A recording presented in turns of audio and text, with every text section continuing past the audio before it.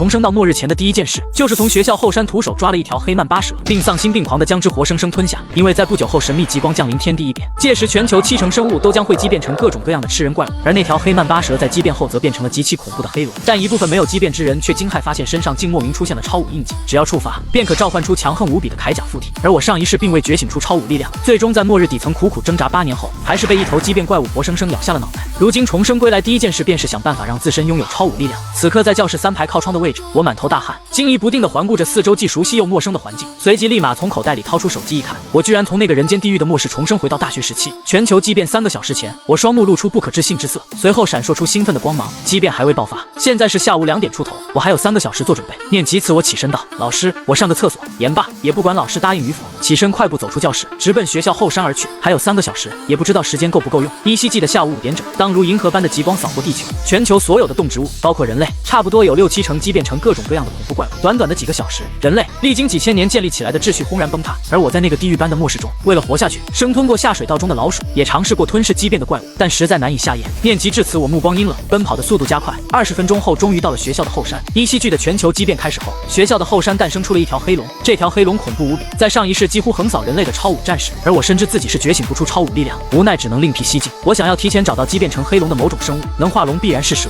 但偌大的后山怎么才能寻到？我满头大汗的在后山丛林中奔跑巡视着，或许是上天的眷顾。2个小时后，我在前方的灌木丛中看到了一条浑身漆黑的黑蛇，正盘在树荫下小憩。这是黑曼巴。对蛇类有所研究的我，见到此蛇的第一眼便认了出来，随即我又头疼该怎么抓，若稍有不慎被它咬一口，不用等到畸变来临，就会提前升天了。我没有打草惊蛇，靠在一棵大树后皱眉思索起来，也不能弄死，因为我要在极光横扫全球的前一刻将之活吞下去。当然活吞之前得先把它弄晕，这样才有可能在极光照样来时得到这条黑曼巴的基因，与它一同畸变进化。无法觉醒超武，我只能拼死一试。我也不知道能不能成功，但即使成不了，也不过一死而已。畸变末世不能觉醒超武者，比畜生还畜生，我不想再经历一次了。还好这条黑曼巴只是幼体，好吞一点。就在我一阵头大如何捕蛇时，忽然一道喵叫从不远处传来。我抬头一看，只见一只颇为壮硕的狸花猫似乎发现了那条黑曼巴，顿时猫眼一亮，贼兮兮地摸了过去。2者距离不到30公分时，黑曼巴忽然整个跳起，速度变态地撕咬向狸花猫。可狸花猫反应更快，后退闪开的同时，一猫爪把它拍飞出去。一猫一蛇就这样缠斗在一起。片刻后，晕乎乎的黑曼巴想跑，但狸花猫怎会放走这样一根美味的蜡笔？上去又是几个猫爪，真是天助我也。暗中的我看着被虐到体无完肤的黑曼巴，准备等它彻底没有还手之力再出来赶跑狸花猫。没多久，黑曼巴便被虐得奄奄一息，躺在地上微微抽搐着。就当狸花猫昂首挺胸上去想要大快朵颐时，忽然冲出大吼一声，狸花猫被吓得一个机灵，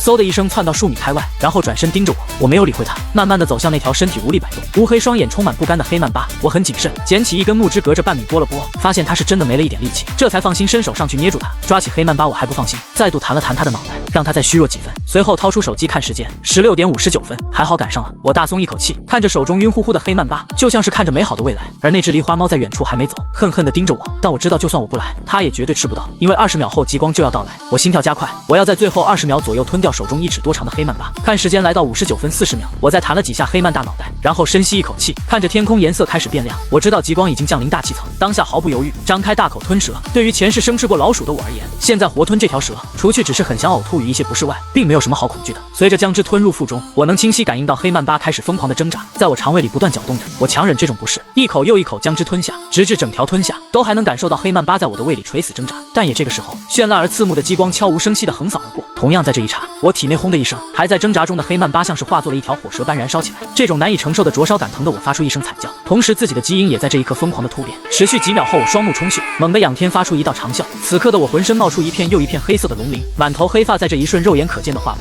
我翻滚在地，浑身说不清道不明的痛让我几乎晕厥，体内的血液像是被点燃，骨头似乎在一根根裂开又愈合。我能感受到整条黑曼巴正在与我融合。不知过去多久，我背后顿时长出2条黑龙，一时间鲜血迸溅，但伤口又很快愈合。我的头上也长出龙角，浑身的黑色龙鳞在这一刻陆续融入我的皮肤血肉之中，留下一道道若隐若现的黑色龙纹，满口牙齿也变得非常锋利。数秒后，我胸膛上逐渐浮现出一道黑龙纹身，栩栩如生。感受到体内爆炸性的力量与脑海中一股又一股传承记忆，我仰天发出一声咆哮，成功了！此刻的我白发如洗，双瞳变成血色，眉心处多出一道黑龙纹，2颗龙牙在我的控制下变回了普通的牙齿。主人！突然脑海中传出一道略微稚嫩的声音，我闻声微微一愣。主人，我就是你吞噬的黑曼巴。稚嫩的声音满是复杂，你居然是重生者？你记忆中的前世太疯狂了，原来我那么厉害，难怪你会铤而走险来吞噬我。顿时扑哧2声，我背后的双龙长了出来，狰狞的龙头延伸至我身前。我闻言有些惊讶，你能看我的记忆？主人，我们现在是一体，不分彼此，但身体的控制权是你。实在抱歉，我也不知道该说什么。没关系的，现在的我们定能比前世更为强大。黑曼巴的声音很稚嫩，看完我前世的记忆后，知道道我过得有多苦，并没有怪我吞噬了他，但这只是其一，更多的则是他本来就是幼年期，在融合的过程中被一种神秘的力量引导，把我当做了父亲。好，以后你就叫小妖，这一世的霸主非我们莫属。我摸了摸小妖的龙头，很是欣慰。而这时远处忽然传来一声咆哮，我抬头看去，只见早先狂虐黑曼巴的狸花猫，现在已经激变成一头长着翅膀、3个脑袋、浑身毛发有如钢针一般的狰狞怪物。主人，弄死他！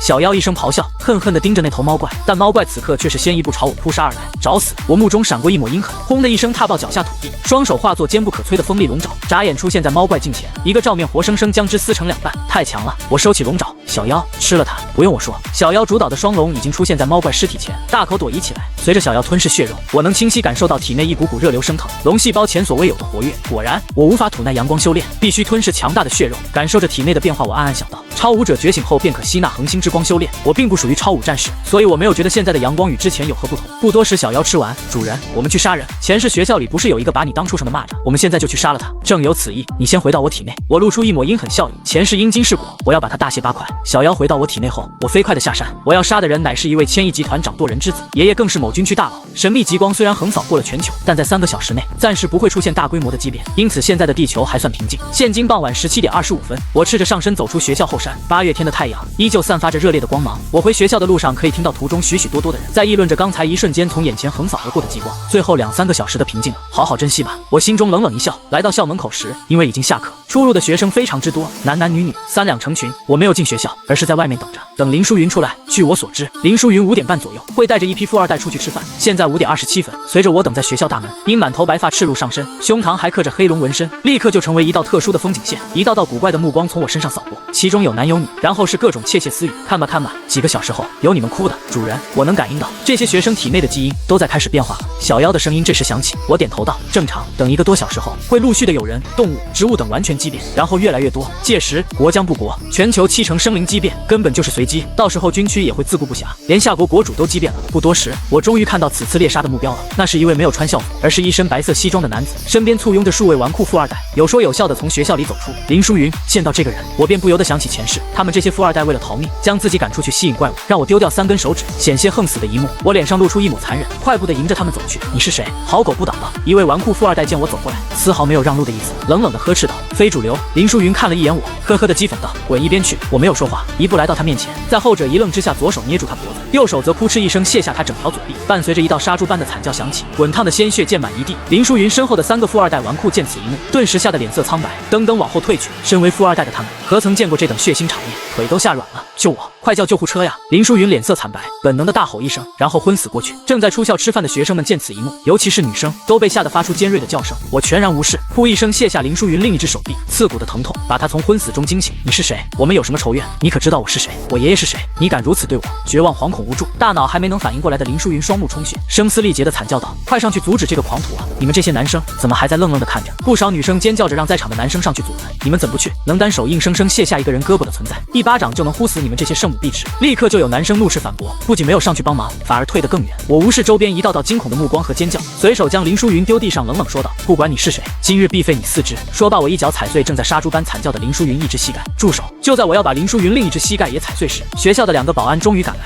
大惊失色，持着电棍就要上去放倒这个狂徒。知道多管闲事的下场吗？我一身恐怖的戾气爆发，阴冷的目光猛地盯向2个保安。2位保安被这一个眼神吓得浑身冰冷，冲过去的脚步硬生生停下。就在他们停顿的这一瞬，我抬脚踩落，林淑云沙哑的惨叫一声，接着2眼一翻，彻底昏死过去。真爽！这种亲手虐杀仇人的快感，让我露出一抹变态的笑容。没能觉醒超武，就可以在畸变末世中活8年之久。我的狠辣阴暗面已经深入到骨子里了。我的变态瞧得四周围观的学生们打冷战。拿下他！一个保安狠狠一咬牙，挥舞着电棍冲上去。你反正就要死了，早死2个小时也是死。我脸上闪过一抹狠厉，一手抓住通了电的电根，然后一拳轰在他胸膛上，整个都凹陷下去，甚至于背后的衣服都裂开，如同断线风筝飞出10多米，倒地气绝身亡。我现在不杀这个保安，2个小时后他也会变成一个怪物。这也算是变相的解决一个怪物，但这也是末世，人性道德在食物面前分文不值。杀人了！围观的学生见到这一幕，都惊恐的不断往后退去。有人拨打执法局的电话，有人拨打救护车的电话，我却无视这些人，一脚踩碎林淑云的脖子。都散了吧！你们在场中人，只有个别能在1个多小时小时后活下来，没必要为这种事情操心，亲手杀掉前世仇人。我只觉一身轻松，念头通达，冷冷的留下一句，转身快步离开。没有人敢挡我的路，纷纷让出一条道，离开人群。我几个冲刺便消失在人群的视野中。我生性孤僻，大一读了17，并没有死党之类的。傍晚18点半，紧急新闻：全国各大地区在神秘极光横扫地球之后，出现了许多畸变成恐怖的怪物，这应该是在极光的影响下，拥有特殊体质的生物才会产生的畸变。请广大的民众们在此期间关好门窗，千万不要出门。随着时间推移，陆续有畸变怪物出现，夏国的官方也反应了过来，立即发布最紧急的新闻。这条夏国官方的新闻一出，立即席卷了各大网络平台。若是没有之前的极光出现，人们绝对不相信。但随着身边陆续有人畸变成怪物，各种视频上传到网络平台，末世要来了吗？末世来临，物资最重要，现在还有时间，赶紧囤物资啊！该死啊！末世真的来了！我亲眼看到我爸畸变成怪物，我现在躲在床底下，大气不敢出一声，怎么办？夏国14亿人口都慌了，各种超市人山人海，疯抢各种粮食、冷冻食物等。全国各大城市中，随处可见人们恐慌绝望的大吼，时而可见一头头狰狞的怪物嘶吼着追杀人类，各种尖叫声响彻在一座又一座的繁华城市中。更有一些树木，满树的枝桠叶子瞬间枯黄凋零，然后长出一条又一条带着眼睛的狰狞触须，遇到路过的人类直接缠住吞噬。真正的灾变来临了。而此刻我正在皇天集团大厦董事长办公室内，通过巨大的落地窗户，从100层高度俯视整座城市。办公室内有4具怪物的尸体，我手中握着一把太刀，此刀可不简单，是皇天集团董事长重金打造。当时直播砍铁，无论发力多猛，都不能让这把太刀翻刃，依旧锋利的削发如泥。我来此自然是为这把太刀。主人，我们现在是先抢夺一些物资，还是先去解决这座城市中动物园里的那只猴王？小妖的声音在我脑海中响起。去收服一个地下帮会，一个人的力量终究有限，我要收服的那个帮会有6、7位超武战士。我走出皇天大厦，抬头看了一眼同空的双月，随手砍杀3只扑来的怪物。我行走于黑夜中，现阶段我还未见到任何一位超武战士，因为超武战士觉醒的要比畸变怪物晚几个小时，现在见不到实属正常。一条街道上，我一刀砍下一只畸变流浪狗，背后的双龙立刻上去大快朵颐。我惊讶地发现，随着小妖吞吃畸变怪物的尸体，我有些饿的肚子居然逐渐的饱满。难道小妖吞噬畸变怪物相当于我也吃了整个世界的畸变怪物，起飞都成为了我的食物？我露出意外的惊喜之色，我现在可能已经不算是人了。自从我放出背后的双龙后，就连路过的畸变怪物都不敢对我发动攻击，遇见我反而是夺路而逃。不过虽然肚子饿意消失，但依旧会口渴。我正欲去找些水喝时，忽然远处的街道上传来一阵密集的枪声。夜色中我几步之间消失在这个巷子中，去到枪声传来之处，只见那是一个超大型超市。超市大门外，20-30位全副武装的士兵正在疯狂地射击着四面八方源源不断席卷而来的畸变怪物群。枪声与怪物的吼声连成一片。开火！都别给老子害怕！不要浪费子弹，瞄准他们的脑袋，清理掉这些怪物，然后关上超市的铁门，等待大部队来救援。队长，不行啊，子弹马上要用光了，到时候不仅我们要全军覆没，超市里的100多个幸存者也要完蛋。面对着如此之多，几乎是杀不光的畸变怪物，甚至于有些要射击几十枪才能杀死，这些士兵们都有些慌了神。忽然一根尖锐的触手从黑暗中激射而出，接连贯穿3-4名士兵，然后一股脑把他们拖走。不好，暗中有更强大的畸变怪物。队长脸色难看，朝着那个黑暗处丢去2颗手雷弹，然后疯狂的射击过去。超市内100多号幸存者抱团在一起，听着外面的枪声与怪物的嘶吼声，身体都瑟瑟发抖着。前世我也是其中一员，但我运气没那么好遇到军队。就在这支20-30人的军方队伍即将弹尽粮绝时，正在围攻他们的怪物忽然停下前冲的身体，然后哗啦啦散去，纷纷的看向一处黑暗中。什么情况？该不会有更可怕的怪物要对我们出手吧？一众士兵见状，头皮发麻的看着那处黑暗，枪口遥遥的对准着，然后他们就能看到数百的怪物齐齐让出一条道来，这让众士兵们如临大敌，持枪的手有些发抖。他们都不是正规军，没有受过多大的特训，心理承受能力自然没那么强大。出场时能让如此之多怪物为之让道的存在，无疑是怪物中的强大 BOSS。然而片刻之后，他们却是一愣，因为映入眼帘者并非是什么怪物，而是一位血统白发、赤着上身、拥有正常人类的身体，只是背后多了2条狰狞黑龙的人。我之所过，没有畸变怪物敢对我攻击，这是人形怪物。队长枪口对准我吼道：“你是人还是怪物？是人也是怪物，我不会伤害你，来讨一口水喝罢了。”我越过怪物群走向超市，吞噬那么多畸变怪物，还是龙的身躯，子弹什么的打不穿我的身体了。因此面对着20-30条枪口，我就像是没看到一样。如果他们敢对自己开枪，我也会在一瞬间屠杀了他们。队长，他好像是畸变之前在学校门口杀了一位保安和林公子那个狂徒。这时一位士兵在他们队长耳边小声的说道：“什么？是他？这么说来，此人的确不是怪物。”队长惊讶的同时大喜，示意众人放下枪，上前笑道：“小兄弟怎么称呼？我吴瑞，这支队伍的队长。别跟我客套，我之所以出现在这里，不过是来拿瓶水。”我淡淡的瞥视这些士兵一眼，径直的朝着超市走去。想要吞噬畸变怪物能填饱肚子，但好像会让他很想喝水，这倒是一个大问题。小哥，我们是来救一位大人物的。队长吴瑞跟在我身后欲言又止的道：“与我何干？我拿瓶水就走。”我嗤笑一声，冷冷的说道。进入到超市，只见100多号幸存者都目露惊恐的看着我，我直接无视，来到冰柜前取出一瓶矿泉水，拧开瓶塞，咕咚咕咚几口喝完。然而一瓶水下去，居然丝毫不解渴，怎么回事？我接连又取出几瓶喝下，20多瓶之后才感受到几分满足。怪物，在场的士兵、幸存者看我的眼神都如看怪物，喝到7分饱，我才停下。我觉醒了强大的超武铠甲。就在这时，一道狂笑之音从幸存者当中传出，闻声众人纷纷望去，只见是一位瘦高男子，此刻正满脸兴奋地看着掌心中呈现蓝色的9角星纹深蓝铠甲附体。他长笑一声，顿时一套深蓝色的铠甲眨眼之间遮盖他全身，超无铠甲，怎么回事？众人看着都一脸震惊与不解。以这个人不人鬼不鬼的怪物，给我跪下来受手！超无铠甲附体的男子冷冷的目光直视我，你想杀我？我投去玩味阴冷的眼神，斜似的舔了舔嘴唇，露出一抹残忍之色。属实没想到，区区一个刚觉醒的超武战士也敢来挑衅我。从你进来那一刻，就看你这个怪物不顺眼了。你们都让开，让我来斩了他！身穿深海铠甲的男子伸手一甩，肩掌心中出现一柄光剑，这就是超武铠甲，不仅力量防御都无与伦比，而且还能凭空召唤出武器。前世我别提有多羡慕这些超武战士，只觉他们的超武铠甲实在太帅。不过那也是前世而已。出生的小牛犊，看来你不知道自己面对的是什么存在。我玩味地盯着后者，阴狠的血瞳像是在看一个死人。如果我变成你这种怪物，一定会自杀，给我死！深蓝铠甲男子一声怒喝，提着手中光剑轰一声斩杀向我。死！我冷冷一个死字吐出，背后的双龙长啸一声横空而出，如2道黑光一般。左龙咬住其光剑，右龙则瞬间张开血盆大口，咔嚓一声咬在铠甲男子脖子上。一瞬之间，铠甲男子手中光剑崩裂，覆盖着生物铠甲的脖子也扑哧咔嚓一声碎裂，顿时鲜血迸溅，后者身上的铠甲随之散去，整个脑袋与身体分家。这等血腥景象吓得许多女人尖叫，哪怕是队长吴瑞都倒吸一口冷气。我可以是人类的敌人，也可以不是，全凭人类决定。冷笑一声，我转身离开。吴瑞看着我离开的背影，张嘴欲言，但最后还是目送我离去。等我出离超市，他们立即关上超市的铁门，我也算是变相的救了他们。大门外之前聚集的怪物，此刻都已经不见所踪，只因我在这些畸变怪物眼中是一尊生命层次高到吓人的同类。我出没之地没有怪物敢造次，除非同样是高等生命的畸变怪物，他们都是相互吞噬进化的。我走出超市，目光看向一方黑暗的阴影处，顿时一个庞然大物缓缓地从黑暗阴影中走出，那是一头高达1丈，背后长满黑色触须，拥有9只爪子